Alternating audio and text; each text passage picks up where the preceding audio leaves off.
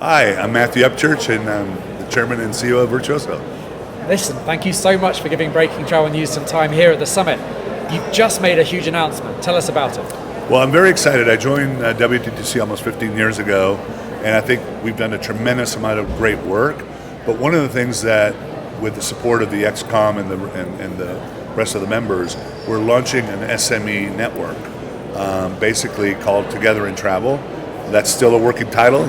Hopefully, we'll be able to nail that down. But you know, there are literally millions of small, mid-sized enterprises that really make up the bulk of the travel industry, and they need a North Star. They need to be able to connect into a global narrative that allows them to be communicated on a frequent basis, so that they can be part of that global narrative, right? To be able to be proud of what they do, inspired by people's stories of success, and to be able to provide some practical tools that helps them. Because at the end of the day, when we show up to a parliament or a city hall or whatever, it's great to say I'm XYZ big brand, but it's also more powerful to say I'm that plus I have 1,600 SMEs within the boundaries of your constituency that we're helping be more successful.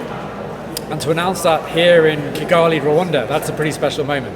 Well, Africa is a very big part of who I am. I've been started coming since I was 9 years old. So yeah, to be able to announce an SME initiative here in Africa, where obviously almost everything is an SME, and we need to lift people up. We need to show the faces. I said it's one thing to capture the mind. It's the other to capture the heart, and it's very important, and it's the right thing to do. What are folks saying to you as you walk the corridors here about this summit? What have been your reflections so far?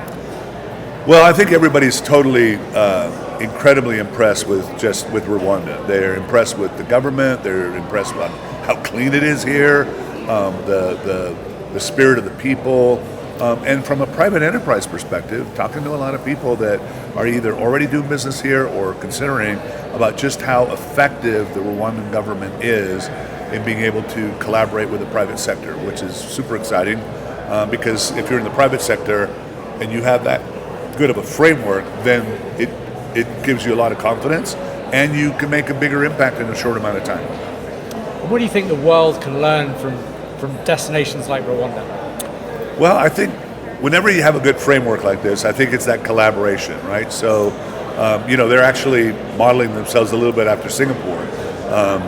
And so I think that you learn, the things that work, the things that how effective and how fast things can grow. And at the end of the day, it's not hyperbole. You look at the numbers. I mean, look at their GDP growth. Look at what's going on here. So hopefully that's a beacon of inspiration and hope for other destinations and other private-public initiatives.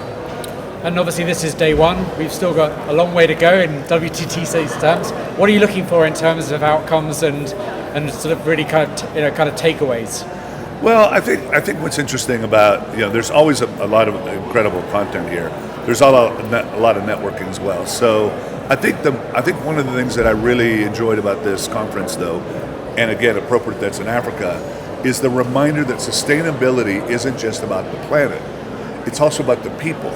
And I've done a lot of great work with Richard Branson over the years, and he said it many years ago. If you don't align what's good for the planet with what's good for people, you're not going to be successful. You got to align those. So I think that's one of the number one things walking away from here is just how much we're talking about sustainability, but how much sustainability isn't just greenhouse emissions and all that. It's also about helping communities and making sure that people are benefiting from that in a responsible way. And we are ultimately a people business. 100%. We're in the how did you make me feel business. That's the business we're in.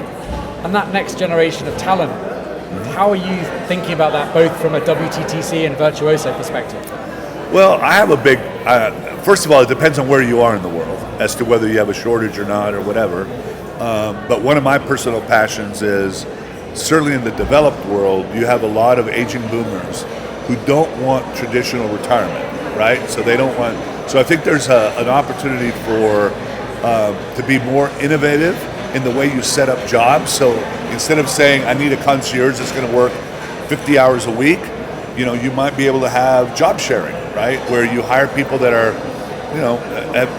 don't want to be in their normal grind thing, but have a lot of experience, but job share. Maybe they work 25 or 30 hours a week, something like that. I'm also a big proponent of the power of intergenerational collaboration.